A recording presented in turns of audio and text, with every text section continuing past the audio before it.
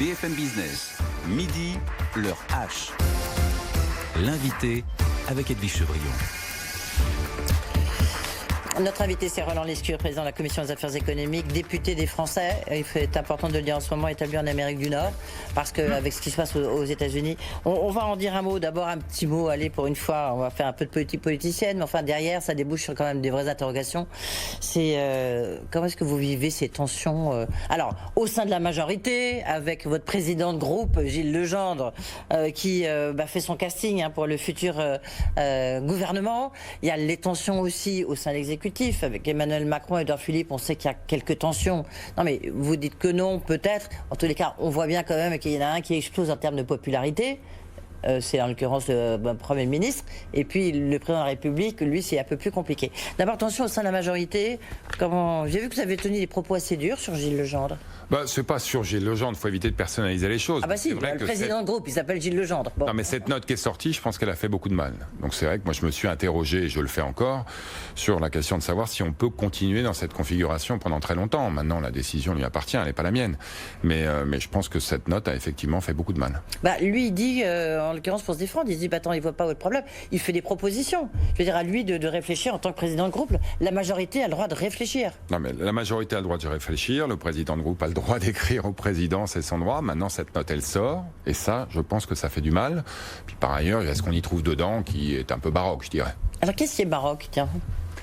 Mais écoutez, je veux pas y passer trop de temps. Mais non, mais on a 20 minutes, donc on a beaucoup de temps, donc allez-y. Écoutez, on a un Premier ministre, deux ministres dont on dit qu'ils sont premiers ministrables, et le président du groupe majoritaire s'interroge sur la légitimité de l'un et des deux autres pour être Premier ministre. Je suis pas sûr que ce soit sa place. Bon, maintenant, là encore, la parole est libre.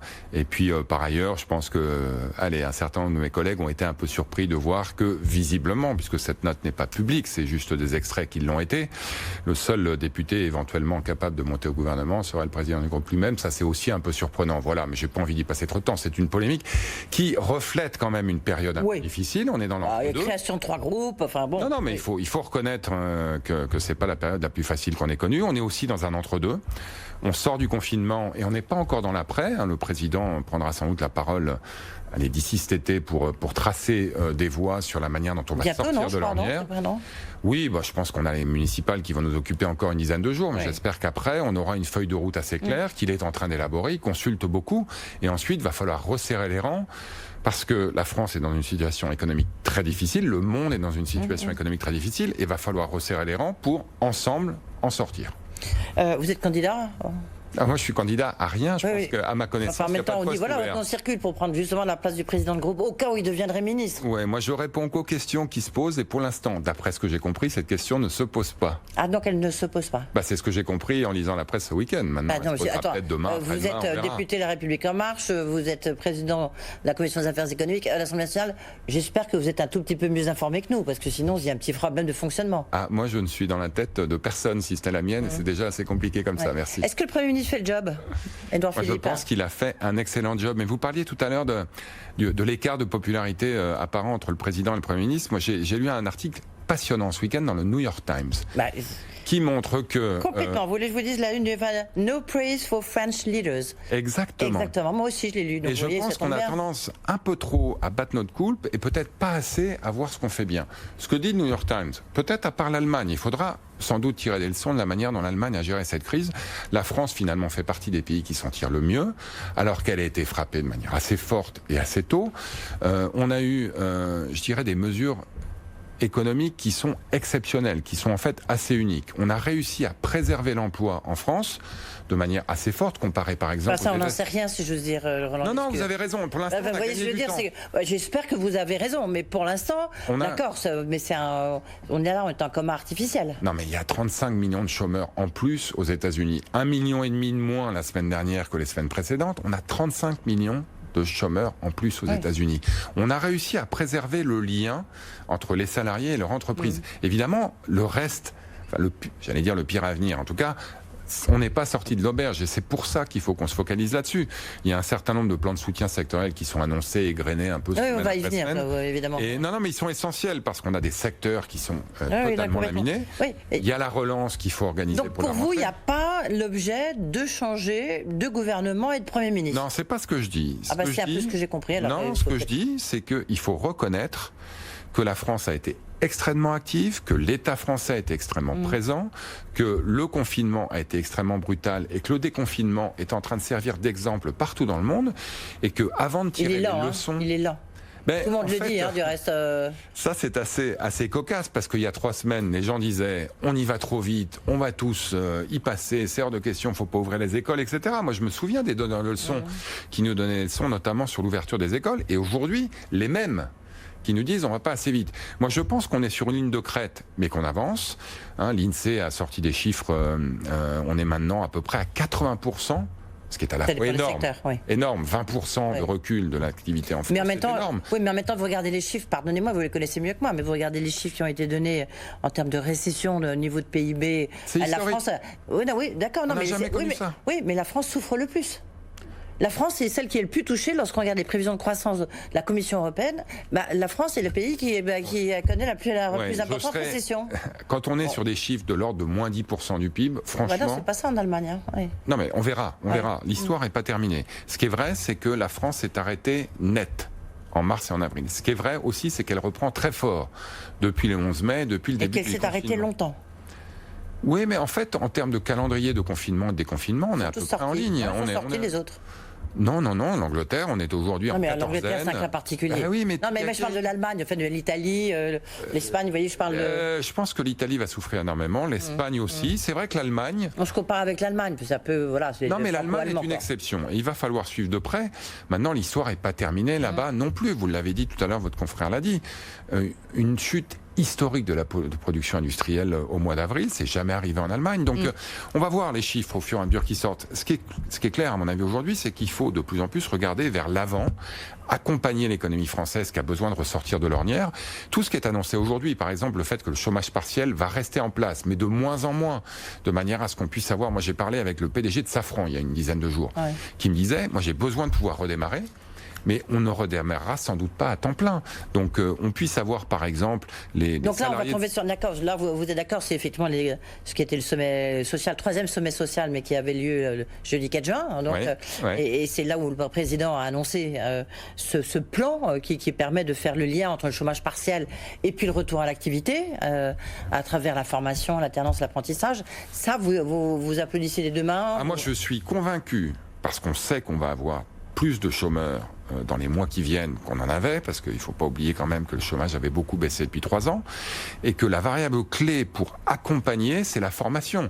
Il faut, j'allais dire, qu'on profite de cette crise pour former la France et former ceux qui aujourd'hui malheureusement vont souffrir de cette crise aux métiers de demain, parce qu'il va y avoir des métiers de demain. On sait qu'on va devoir accélérer la transition écologique par exemple, et ça va créer des opportunités. Il faut qu'on forme les Françaises et les Français à ça. La révolution technologique, elle va se poursuivre, ça on l'a vu pendant la crise. Il faut qu'on forme les Françaises et les Français à des métiers de programmation, à des métiers de développement informatique. Donc il faut vraiment, malheureusement ces termes sont malheureux, mais c'est le cas, profiter de cette crise pour essayer de renforcer la France. Oui, enfin, est-ce que cette crise a quand même démontré un peu la faillite de l'État français, ou les faiblesses, on va dire, les faiblesses de l'État français? Lorsque vous voyez un peu toute la technocratie, l'histoire des masques, des vaccins, même les protocoles sanitaires qui sont très compliqués. J'ai essayé de l'appliquer. Je pense qu'à l'Assemblée nationale, vous n'avez pas appliqué comme l'ont fait les restaurateurs. Je peux vous dire que si, ça a été extrêmement contraignant à l'Assemblée. Est-ce qu'on n'est pas arrivé au bout d'une forme d'État français? Je pense qu'il faut ni complaisance, ni extrême critique. Je pense qu'il faut être assez transparent par rapport à ce qui s'est passé et effectivement tirer les leçons. C'est pour ça que moi je pense qu'on n'est pas... On va pas manquer de commission d'enquête, il y en aura au Sénat, il y en aura à l'Assemblée. Et une à l'Élysée, on va y revenir. Non mais ça c'est intéressant parce que c'est pas une commission de l'Élysée, c'est mettre en place une commission d'experts qui va être capable de tirer les leçons de ce qu'on a vécu. Donc oui, il y a eu des enjeux de fonctionnement imparfait dans l'État et dans l'action publique en général. Et en fait, quand on tire le bilan peut-être des 3 années qui se sont écoulées avant le Covid, moi je pense qu'on a fait énormément de choses bien, mais que du côté de l'efficacité de l'action publique, on aurait pu faire mieux et on va devoir faire mieux. Et ça passe sans doute, effectivement, par une responsabilisation plus forte des acteurs sur le terrain. On parle de décentralisation, mais il faut sans doute, effectivement, s'interroger sur le fait de savoir si les acteurs sur le terrain, que ce soit les maires, les présidents de conseils régionaux, les préfets, ont suffisamment les moyens de mettre en place la politique qui doit décider de la fermeture, de l'ouverture d'une plage. Alors finalement, ça a été le préfet in fine, mais bon. Oui, c'est un exemple parmi d'autres qui est un peu anecdotique. Non, c'est pas anecdotique, c'est l'avis des Français. Non, alors là, Roland Lescure, je suis pas d'accord avec vous. Oui, mais faut pas oublier. C'est les Français, quoi. Non, mais c'est anecdotique parce qu'il y a eu beaucoup de discussions autour des plages, ce qui était quand même un peu caricatural. Non, mais c'est d'un restaurant, d'un commerce, de tout ce que vous voulez. Exactement. Donc il faut qu'on arrive à trouver l'équilibre entre les enjeux de santé publique, quand même. Je veux dire, on était, il y a 4 semaines, très inquiets. Il y a 8 semaines, le risque, c'est que les hôpitaux soient complètement engorgés. Donc il faut qu'on tire des leçons de tout ça. On a besoin d'un équilibre en France entre le jacobinisme et le girondisme. Je pense qu'on a été très jacobin depuis longtemps. Ça a pas commencé. Est-ce que vous appelez, on va appeler un chat, parce que c'est toujours mieux quand on appelle les choses par leur nom. Est-ce que vous appelez, une décentralisation plus forte? Moi, je pense qu'on a besoin de mettre en adéquation, et c'est beaucoup plus compliqué, la responsabilité des acteurs avec leurs moyens. Aujourd'hui, quand vous appuyez sur un bouton en France, il y a 4 personnes qui doivent décider avant qu'on le mette en place. Quelle que soit l'idée, moi, il y a une loi. Mais ça se traduit comment? Ça se traduit comment? Je vais vous dire. Par tel projet de loi, moi, quel texte? Non, mais il y a pas. Alors, d'abord, en France, on a un problème, on fait une. Non, mais c'est juste pour que ça soit concret. Je vais vous donner un exemple on est un tout très petit peu. concret. Oui, allons-y. Les gilets jaunes. Les gens disent, on n'a plus accès aux services publics en France. Et on sait par ailleurs qu'on a les dépenses publiques les plus fortes du monde développé. La création des maisons France Service. Moi, je me flatte un peu d'avoir suggéré cette idée au président en s'inspirant de ce qui se passe au Canada. Si on développe dans toutes les régions de France des maisons France Service, qui fait que quand vous avez un problème avec l'administration, c'est pas Astérix, c'est le domaine des yeux. Où vous êtes renvoyé d'un bureau à l'autre, mais vous avez une personne qui peut s'occuper de vous. Je pense qu'on aura gagné beaucoup dans la proximité de l'action publique avec les Françaises et les Français. On a voté une loi que je trouvais excellente, qui est la loi droit à l'erreur, qui fait qu'en France, désormais, en fait, personne ne le sait, mais si vous faites une erreur de bonne foi auprès de l'administration, vous pouvez être, entre guillemets, pardonné, on passe à autre chose. Tout ça, c'est des enjeux d'exécution sur lesquels on doit être meilleur, et nous les premiers. Ouais. Sur les commissions d'enquête, vous allez participer à une des commissions d'enquête? Oui, moi je fais partie de la mission d'information qui a déjà commencé son travail il y a plus de 2 mois, et qui a plutôt bien travaillé, qui a déjà ailleurs eu des résultats concrets. Moi je me souviens d'Alain Griset, patron du UDP, qui disait « Le fonds de solidarité, c'est très bien. Le problème, c'est qu'aujourd'hui, vous devez avoir un refus de prêt garanti avant d'avoir accès au 2e étage. Il faut que ça change. » On a fait une note. L'exécutif a décidé de supprimer cette condition. Donc il y a déjà eu du travail fait depuis 2 mois et demi, mais elle s'est transformée en commission d'enquête la semaine dernière. Effectivement, je fais partie de cette mission et je vais continuer à travailler pour que, j'allais dire, sans controverse, mais avec transparence et clairvoyance, on puisse les tirer les leçons de cette crise. Et les commissions d'enquête, là, donc parlementaires, sénateurs, pourquoi est-ce que l'Élysée crée sa propre commission d'enquête? On peut appeler ça autrement, mais enfin, ça revient un peu à ça. C'est bizarre, elle va juger son propre. Puis en plus, c'est un peu un déni de démocratie, là. Sur ce plan-là, le président du Sénat, Gérard Larcher, il a raison, non? Gérard Larcher, il garde son indépendance et sa commission d'enquête. Je lui fais sensible, mais même aussi. Je vais vous donner là encore un exemple très concret. Vous me disiez l'Allemagne, l'Italie, l'Espagne. Je pense qu'on a besoin d'une vraie comparaison internationale de tous les pays du monde face à cette crise, pour en tirer des leçons sur ceux qui ont bien fait, ceux qui ont mal fait. Je ne suis pas sûr, étant des députés des Français de l'étranger et passant beaucoup de temps à l'Assemblée, qu'aujourd'hui l'Assemblée nationale est par exemple suffisamment internationale pour faire ce travail à fond. Donc on puisse faire venir des experts internationaux et nous aider à réfléchir en comparant ce qu'a bien fait l'Allemagne. Donc pourquoi vous pouvez le faire? Pourquoi c'est l'Élysée qui va le faire? Moi je pense, c'est pas l'Élysée, enfin ce que j'ai compris, on va voir, c'est que l'Élysée allait mettre en place une commission d'experts indépendants. Ce sera à vous et à nous de juger si ces experts sont véritablement indépendants ou pas. Non. Bon. Moi, je ne sais pas, il y a 10 jours, on a annoncé que Olivier Blanchard et Jean Tirole, prix Nobel d'économie, allaient réfléchir à l'après. Moi, je trouve ça très bien que des gens de ce calibre-là réfléchissent à l'après. Donc, des gens du calibre équivalent puissent nous aider à éclairer la manière dont on a géré cette crise. Moi, je trouve ça très bien.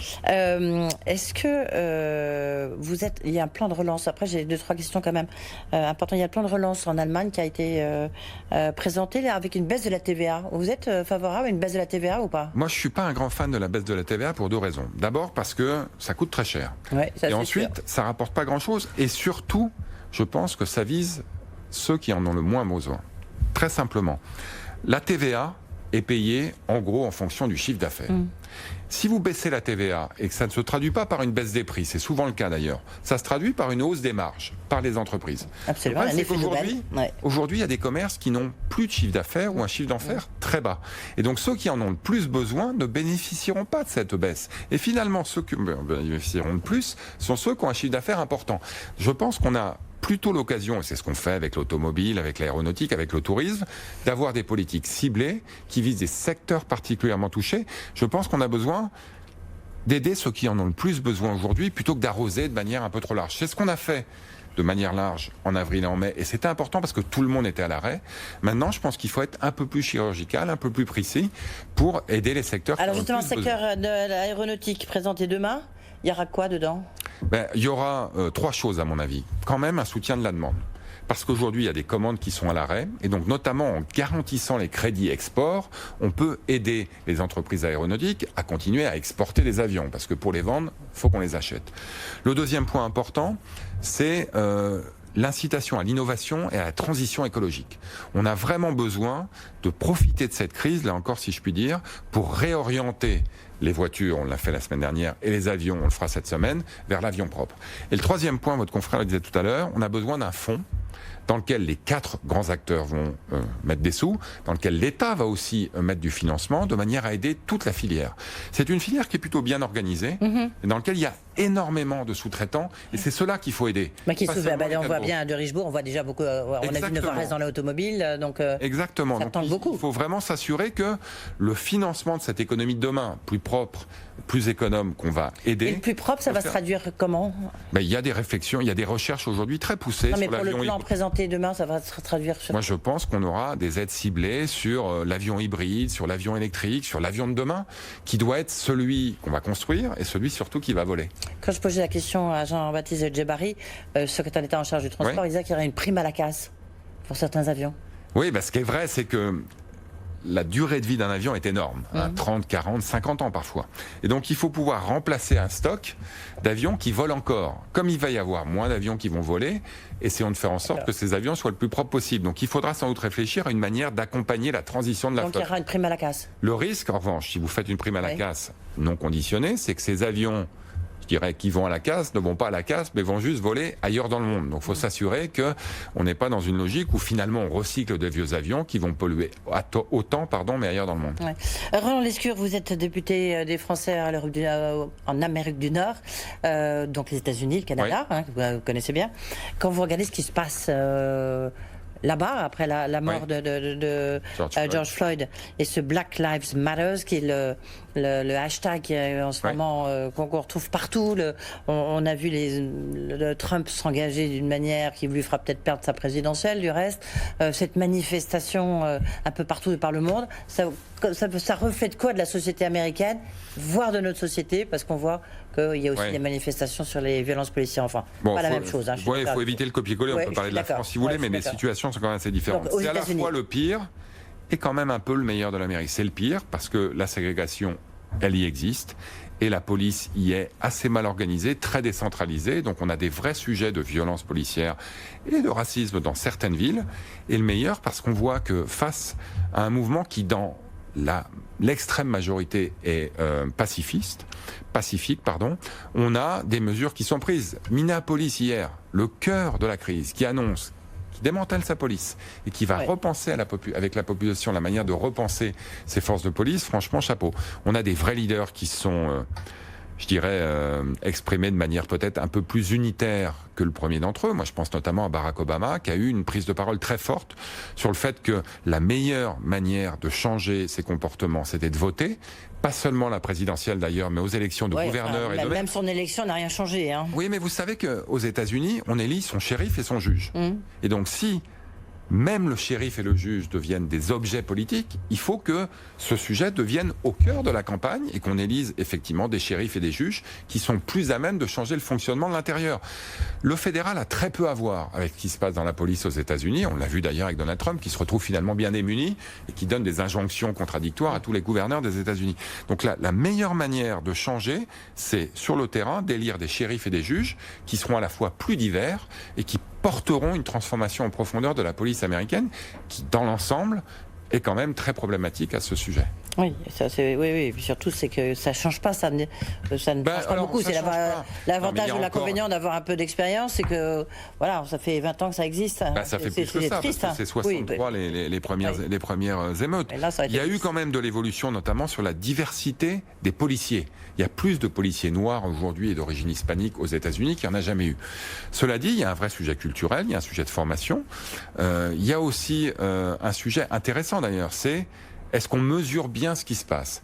On voit aux États-Unis et au Canada, deux pays que je connais bien, on le mesure des deux côtés. Mais au Canada, on est prêt à tirer les leçons de la mesure. Moi, je connais bien le service de police de la ville de Montréal, qui a publié, commissionné, financé une étude qui montre qu'au Canada, vous avez 5 fois plus de risques d'être arrêté, contrôlé, si vous êtes noir ou autochtone, que si vous êtes blanc ou asiatique. C'est le service de la ville de Montréal lui-même qui a dit il faut qu'on adresse ça, il faut qu'on change nos comportements, on met en place des formations, on met en place des politiques de recrutement différentes. Donc, il faut mesurer ces choses-là. Je pense que... On l'a mesuré en France, hein, tu vois, c'est la même chose en France. Mais moi, ce qui me frappe beaucoup ces temps-ci, c'est la politique de l'autruche. Moi, je vois d'un côté... oui, non, mais sur les chiffres, restons sur les chiffres. Non, mais vous êtes d'accord. On voit bien que quand vous êtes blanc, vous faites beaucoup moins arrêter que lorsque vous êtes oui, et puis black. Par ailleurs, j'entends Christian Jacob qui dit il n'y a pas de violence policière en France, et Éric Ciotti qui dit il faut interdire de filmer les policiers. Autruche numéro 1. Autruche numéro 2, Jean-Luc Mélenchon et ses sbires qui disent la police est raciste, il y a de la violence partout, il faut changer tout ça. La réalité, comme souvent, elle est plus complexe que ça. Il faut être capable de pacifier le débat, de l'avoir de manière raisonnable, de mesurer et de faire face. Moi, je pense que quand une institution comme la police est mise en cause, c'est son devoir et c'est sa grandeur de pouvoir se remettre en question. Et je suis sûr qu'elle va le faire, parce que la police française est une grande police qui, je pense, est capable de se remettre en question. Roland Lescure, vous préférez être président du groupe La République En Marche à l'Assemblée nationale ou ministre? Moi, je préfère continuer à travailler, à être utile. Oui, non, mais c'est d'accord. Où que ce soit. Voyez, mais vraiment, ça, c'est très important. Moi, je suis assez fier de ce qu'on a fait depuis 3 ans, malgré les défauts et les défis qu'on a eus. Et modestement, j'ai l'impression d'avoir contribué. Je veux continuer à contribuer où que ce soit. Tiens, j'ai oublié un point important, donc c'est oui ou non, d'accord? La réforme de l'assurance chômage, on arrête? Elle est terminée? On n'arrête pas, mais on adapte. D'accord, ok, c'est un oui mais. Ah bah oui, c'est un oui mais, non, d'accord. Forcément. Et sur les retraites, là aussi, la réforme de la retraite? Moi, je suis convaincu que cette retraite était une belle réforme. Malheureusement, elle a divisé, et ça, on en est sans doute en partie responsable. Donc, je continue à penser que c'est une réforme importante. Je suis pas sûr qu'on pourra la faire tout de suite, parce que l'objectif majeur aujourd'hui qu'on doit tous avoir, c'est d'unir. Voilà, c'est la réélection d'Emmanuel Macron. Non, c'est d'unir. Il y a les élections municipales avant. Merci beaucoup d'avoir été avec nous. Et encore, vous avez échappé à la question sur les élections municipales, parce qu'on a déjà parlé pas mal de politique. Mais là, on connaît un tout petit peu la suite, peut-être. Roland Lescure, président de la Commission des affaires économiques, était notre invité, ainsi que député des Français établis en Amérique du Nord. Merci beaucoup. Voilà, c'est la fin de l'orage. On se retrouve demain avec notamment à 8h15, je recevrai Elisabeth Borne, la ministre des Transports. On parlera du plan aéronautique. Et puis, on se retrouve bien sûr dans l'orage, 12h, 13h. Bonne journée.